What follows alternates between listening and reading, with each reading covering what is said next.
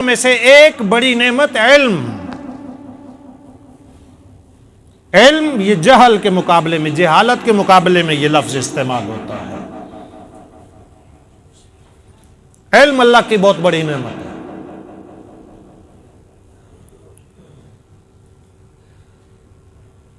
عقل کے بعد علم ہو تو انسان کو زندگی گزارنے کا ڈھنگ آ جاتا ہے۔ اللہ رب العزت نے امام الانبیاء حضرت محمد مصطفیٰ صلی اللہ علیہ وسلم پر جب قرآن کریم کو نازل کرنے کا ارادہ فرمایا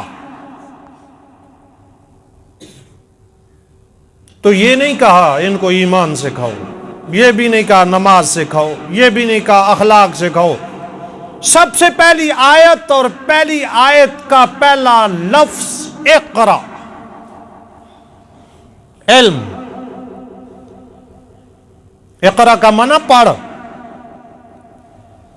اقرا بسم ربک الذی خلق، خلق الانسان من علق، اقرا وربک الاکرم الذی علم بالقلم علم الانسان ما لم یعلم۔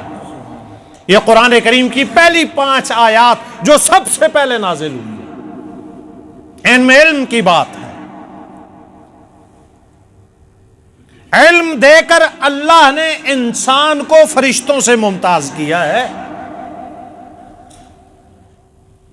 حضرت آدم علیہ السلام کو اللہ نے جب بنا لیا، پیدا کر لیا، فرشتوں نے بات کی تھی نا، یا اللہ ہم کافی ہیں تیری عبادت کے لیے، انسان آئے گا فساد کرے گا، دنیا کے نظام کو برباد کرے گا، ہم کافی ہیں۔ اللہ رب العزت نے آگے سے جواب دیا، انی اعلم ما لا تعلمون، فرشتوں جو میں جانتا ہوں وہ تم نہیں جانتے۔ حضرت آدم کی تخلیق ہو گئی، اللہ نے حضرت آدم اور فرشتوں کو آمنے سامنے کھڑا کر دیا، اور حضرت آدم علیہ السلام کو اللہ رب العزت نے کچھ چیزوں کا علم عطا کر دیا۔ وَعَلَّمَ آدَمَ الْأَسْمَاءَ كُلَّهَا ثُمَّ عَرَضَهُمْ عَلَى الْمَلَائِكَةِ فَقَالَ أَنبِئُونِي بِأَسْمَاءِ هَؤُلَاءِ إِن كُنتُمْ صَادِقِينَ۔ اللہ نے حضرت آدم علیہ السلام کو علم عطا کر دیا، کچھ چیزوں کا، کچھ اسماء کا، کچھ اشیاء کا، پھر فرشتوں پر پیش کیا۔ حضرت آدم علیہ السلام نے فرشتوں سے پوچھا ان چیزوں کا نام بتاؤ، اللہ نے پوچھا ان چیزوں کا نام بتاؤ، مناظرہ ہونے لگا۔ تو فرشتوں نے کہا ہمیں تو نہیں پتا۔ حضرت آدم علیہ السلام سے فرمایا گیا بتاؤ، حضرت آدم علیہ السلام نے بتلا دیا۔ اس طرح اللہ نے انسان کو فرشتوں پر علم کے ساتھ فضیلت عطا کی ہے۔ علم فضیلت والی چیز ہے، اور نبی کریم صلی اللہ تعالی علیہ وسلم نے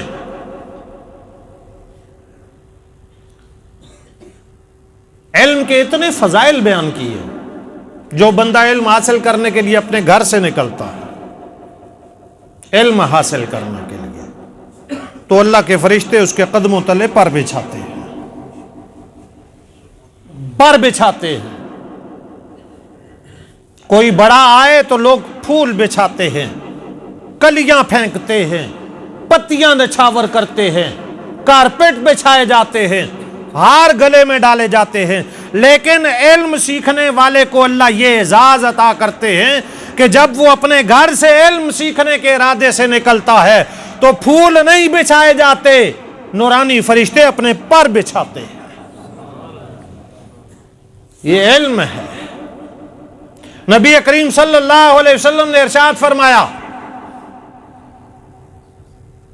من سلک طریقا یلتمس فیہ علما، جو بندہ اس راستے پر چل پڑا جس راستے پر وہ علم کی تلاش میں چلا ہے، علم کی جستجو میں چلا ہے، میں علم سیکھوں گا، نبی کریم صلی اللہ علیہ وسلم نے ارشاد فرمایا چلا تو یہ علم کے راستے پر ہے، سہل اللہ لہ طریقا الی الجنہ، اس علم کے راستے پر چلنے والے کے لیے اللہ جنت کے راستے پر چلنا آسان فرما دیتے ہیں۔